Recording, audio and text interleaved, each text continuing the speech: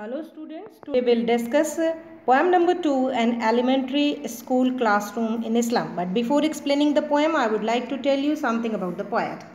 The poet name is Stephen Spender, an English poet and essayist, who was one of the pioneers of poetic movements in 1930s. C.D. Lewis and W.H. Auden were the other prominent poets of this time. Spender took a keen interest in the social and political problems of his time. As a social reformer and pacifist of this time, he questions the values of education and the morals and the ethics of individuals. Here is some introduction about the poem. In this poem, Spender depicts the injustice which prevails in society. He talks of social injustice and class inequalities, denial of opportunities to slum dwellers, and also expresses his thoughts of the widening gap between the rich and the poor. He somewhere or the other seems to be hitting hard at the capitalist economy which helps the rich to get richer and the poor poorer. The civil rights movement in America had gained pace, and Spender's poem supports it when he exposes the condition of the haves and the have-nots. So now we are coming to the poem. I'm going to explain the line of this poem, but before it, first of all, I'll discuss about the title. The title of this poem is An Elementary School Classroom in Islam. So I think N is clear to you. Now the second word is elementary. Elementary means primary. So primary school which is situated in slum area. So first of all, student, you must know that this school is for the downtrodden people, downtrodden children or the students, and basically those people, those who are living under the poverty line, they are the person, those who are living in the slum areas. And here are some schools which are called, that are situated over here. They are called the elementary school, and they are for these poor students, those who are studying over there. I think it has been clear to you, and you know the meaning of the slum. Slum area means that area which is deprived from all the amenities of day-to-day life. And here is a question also for all of the students. My first question is this: can you tell me Asia's the biggest slum? Because I wanted to know that very particular place. You must know it because it is the time of COVID-19. You must know about the day-to-day events and day-to-day happenings which is going to be happened all around us. Now we are coming to the poem. The very first line in front of us: far, far from gusty wave, these children's faces like rootless weeds, the hair torn round their pallor.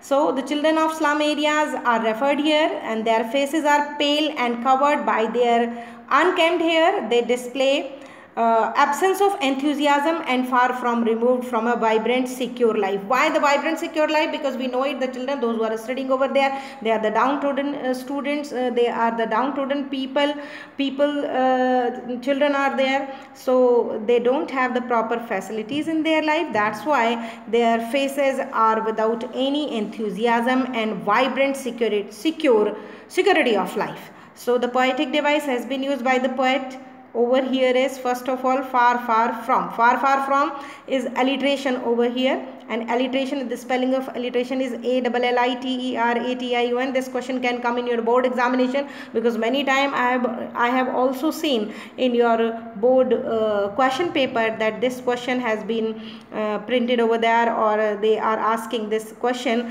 which poetic device has been used by the poet over here. Far, far from, that is alliteration. Now the second poetic device which has been used by the poet, gusty waves, these children's face, that is metaphor.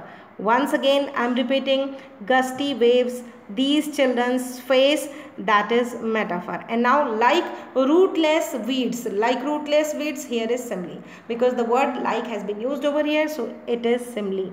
Now we are coming to the next line. The tall girl with her weighed down head, the paper seeming boy with red eyes. The tall girl with her weighed down head. Now the poet is describing about the student, those students who are getting education over there. Among these children there is a girl who is tall, and her head is, she is sitting over there with the weighing down head. It means the girl is burdened with problems, so that's why she is bowing her head. The paper seeming boy, the poetic device has been used by the poet, that is metaphor. With red eyes means among these children there is a very interesting boy whose eyes red, means there is a kind of interest in his eyes, and his eyes displays a look of timidity and anxiety, as if they were rat's eyes. So rat's eyes are always in search of something, like looking for food and stuff. So the poet has used this word with rat's eyes. Okay. So now the stunted unlucky hair of twisted bones reciting a father narrowly says his lesson from his desk. Okay. So he is unfortunate, his bones are deformed and he is twisted. He recites his lesson in a weak voice. Okay. So I think the lines are clear to you students. So this is the next line. At back of the dim class, one unnoted, sweet and young, his eyes lives in a dream of a squirrel's dream in tree room other than this. So the poet is describing over here about the situation and the condition of the other students over here. He draws the attention towards a remote corner of this poorly lit and ill-equipped class, where one boy who is sweet and innocent is sitting. He is lost in his world of dreams. In his dreams, he plays like a squirrel in a tree room. He enjoys his dream more than sitting in this classroom. Okay. So I think this extract has been clear to all of you. If you have any problem, you can discuss with me later. Now we are coming to the next line. On sour cream walls, donations Shakespeare had, cloudless at dawn, civilized dome, riding all cities, belled flowers, tireless valley, open-handed map, awarding the world its world. So sour cream walls means spoiled walls. The classroom is ill-maintained. The world here for these children is dull and depressing. On the walls, the charts are placed which are bought from the donation of rich people.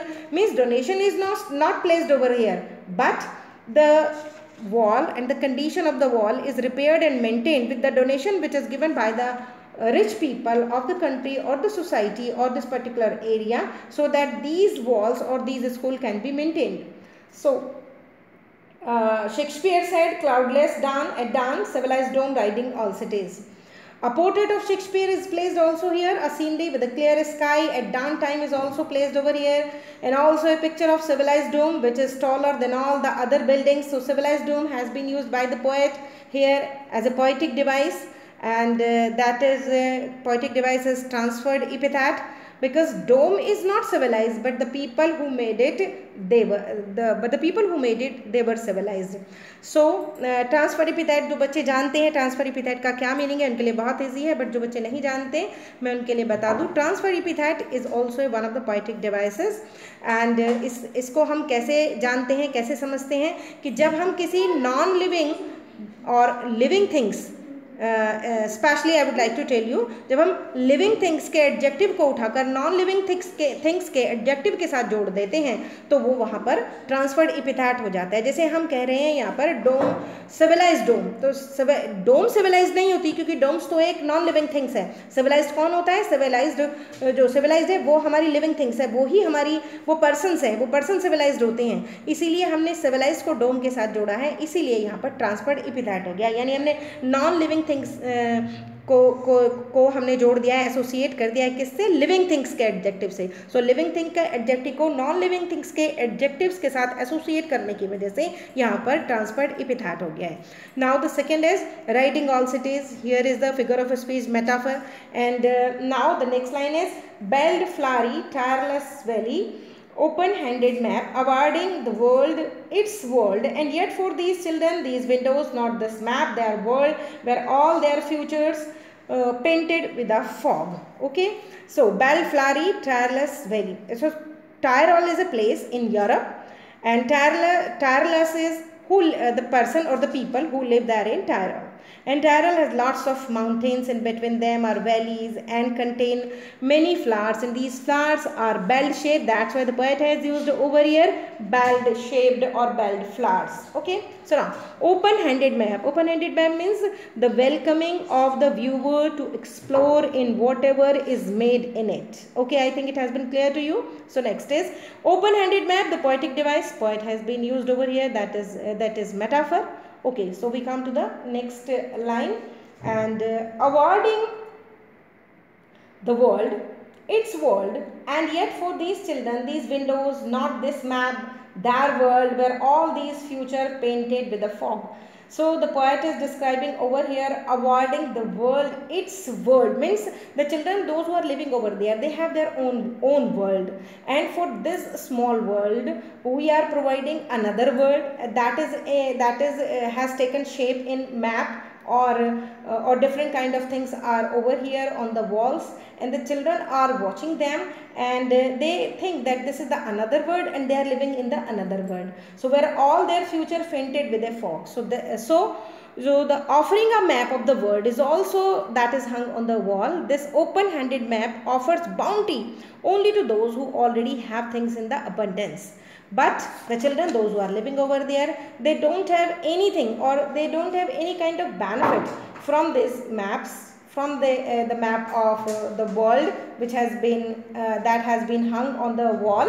It is not good for these children, because these windows of classroom, they are foggy and that hamper a clear view of the beauty hidden in nature, comprise the world for these children, where all their future is not bright. Okay, so now we come to the next line, that is the future of the children, where all these future painted with a fog, narrow street sealed in with a lead sky, far far from rivers, capes and stars of the words.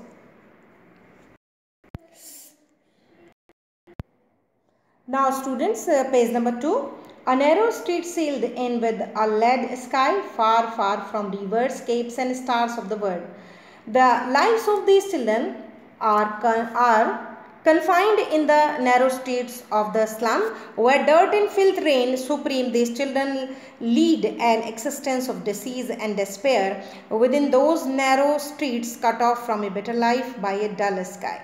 So here lead sky means bleak or dull grey sky.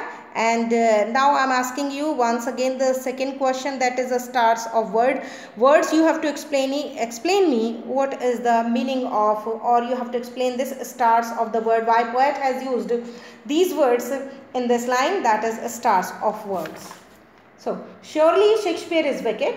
The poet is saying, so surely Shakespeare is wicked. The map a bad example, with ships and sun and love tempting them to steal for lives that slyly turn in their cramped holes from fog to endless night. So he says कि इन बच्चों के लिए जो Shakespeare की photo है या Shakespeare है वो क्या है, Shakespeare is wicked because his skill fails to instill aesthetic values in the impoverished slum children. It tempts them to take to stealing in order to possess the perfect world as shown in Shakespeare's dream. And I think children, Shakespeare is very well known to you. Shakespeare के बारे में आप सभी जानते होंगे.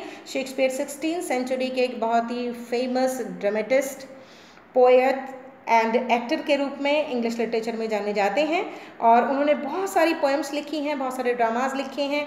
अगर हम poems का जिक्र करें तो उन्होंने सोनेट लिखी हैं, और ड्रामाज लिखे हैं. ड्रामाज 37 उन्होंने ड्रामाज लिखे हैं. उन 37 ड्रामाज को अगर हम पढ़ेंगे तो वहाँ पर उन्होंने रॉयल डिपिक्शन किया है, अरिस्टोक्रेट फैमिलीज़ को डिफाइन किया है. और उन अरिस्टोक्रेट फैमिलीज़ में जैसे अगर हम बात करें बहुत ही उनके एक अच्छे ड्रामा की, वो जैसे कि हम बात करते हैं हैमलेट की, तो हैमलेट डेनमार्क प्रिंस थे. और जब हम बात करेंगे हैमलेट की और प्रिंस की और डेनमार्क के प्रिंस की तो हम समझ जाएंगे कि वो कितनी खूबसूरती से ब्यूटीफुली उनकी लाइफ को एक्सप्लेन करते हैं.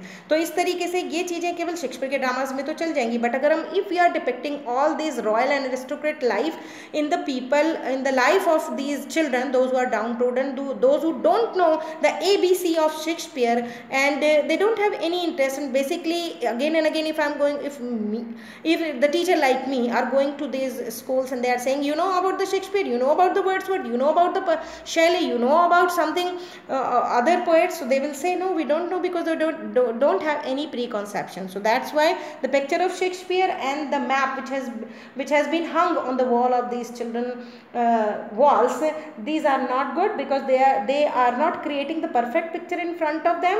They are creating a temptation, and that is not good for the future of these children. So that's why these things are wicked for these children. Which now we come to the next, the map, a bad example. Why the map is a bad example? Because the map shows a world that is beautiful, that is bright, and in contrast with the world for these children. So map is a bad example because it confused them regarding the true picture of the world. Okay, so now next line, with ships and son-in-law tempting them to steal. With ships and son-in-law, these tempting them to steal, for lives that slyly turn in their cramped holes, from fogless to endless night.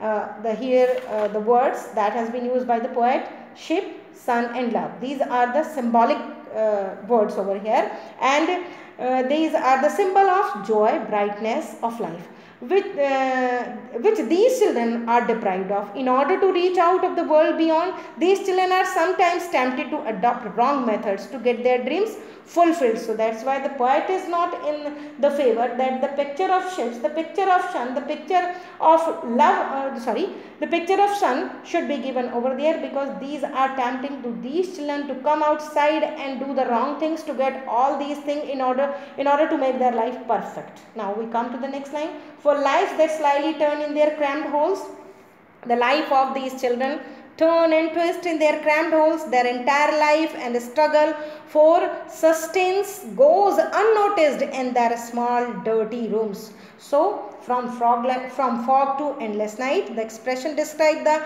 miserable and pathetic life of the some children. Their life is full of misery, suffering and dejection.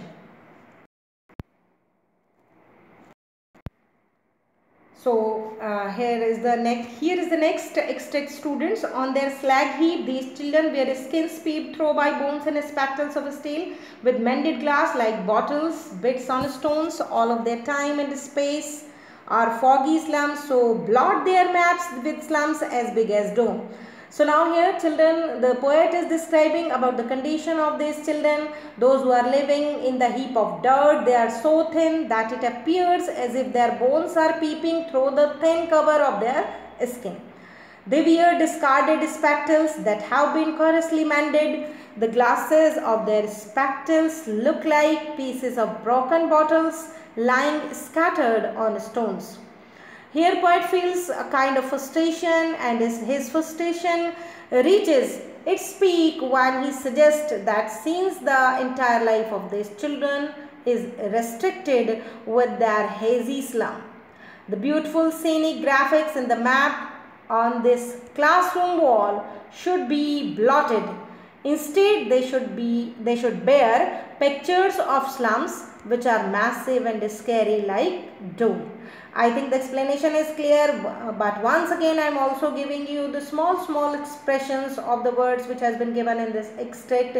The first is, who are these children? These children are the inhabitants of slum, and they are compelled by the economic disparity to live in a disgraceful life. The second is slag heap. What is that slag heap? Slag heap refers to a large pile of waste material that remains after metal has been removed from rock. Okay. The next is skins peeped through by bones. Means the expression refers to the weak and worn out look of the slum children. These children, being undernourished, look more like skeleton, their bones literally peeping out of their skin cover. So next is bottles bit on stones. Bottles bit on stones means the slum children are deprived of even the basic amenities of their life.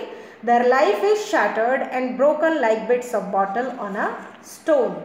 And so I think the explanation has been clear to you. The extract is also clear to you children. But I would like to ask you again one question, and you have to explain me this line with mended glass. You have to explain me with mended glass. So now we come to the next extract, that is, unless governor, inspector, visitor, this map become their window, and these windows that shut upon their lives like catacombs. Now here is the explanation. The anger shown by the poet softens in this stanza, and he appeals to the governor, inspector and visitor to make efforts to improve the condition in the school and the condition of the children. He urges or he requests them to work till the world map displayed in the classroom becomes the vision of the future of these children. He wants the foggy windows that shut their lives and hopes like catacomb to break. So I think you know the meaning of catacomb. If you don't know, I'm going to explain you. Catacomb means the world beyond their slum. It means the cemetery like spaces of the slum where they slither and slop to make both ends meet. And in other word, you can say catacomb means mortuary. Mortuary is the place where the dead bodies are kept. So catacomb word has been used over here by the poet to describe the pathetic condition of the children. Okay, I think it has been clear to you. Everything is clear. Governor, inspector, visitor, I think I have clear everything. So now we come to the next extract. Break, oh break, open till they break the town, and show the children to green fields, and make their world run azure on gold sand, and let their tongues run naked into the books. The white and green leaves open, history theirs, whose language is the sun. Okay, here is the explanation. The poet also wants the concrete and dirty town to be dismantled. And he says also that the children, those who are living over here, they must be removed from this place, and they must be placed where the green fields are there. And the poet hopes that the political will of the authorities will break all these barriers that keep away true education from these children. The slum children must be given freedom to make their own words and to make their own worlds and experience spontaneous joys like running under the blue sky on golden sand. They should be allowed to read freely from books as well as learn from the nature. The poet ends on the positive notes because he believes that if these children are allowed to discover, then their creative genius will earn them a place in the history. So they will find then find their own perfect position under the sun, or under their own niche under the sun. So I think the explanation has been clear, but some lines I will also once again would like to explain in front of you. That is break, oh break. Break, oh break has been used over here. It means the poet hopes that these children would one day break free from the chains of the slum. Means they will rise above all the atrocities and the economic injustice and will create a beautiful world for themselves. Okay. Now the poet visualizes here a very beautiful world for these children, and here poet has used also the green fields and cold sands, and the expression are symbolic of a carefree and happy life that is full of nature's bounty. It refers to a world where social and economic injustice does not prevail and everyone enjoy the right to live happily. Okay, I think students, it has been clear to you. Run azure on the gold sand. Azure means that is the blue sky, and gold sand, you know, means under the blue sky these children will run, means they will move here and there freely, and they will do their work according to their wish. So that's why the poet is describing and making a wish for these children.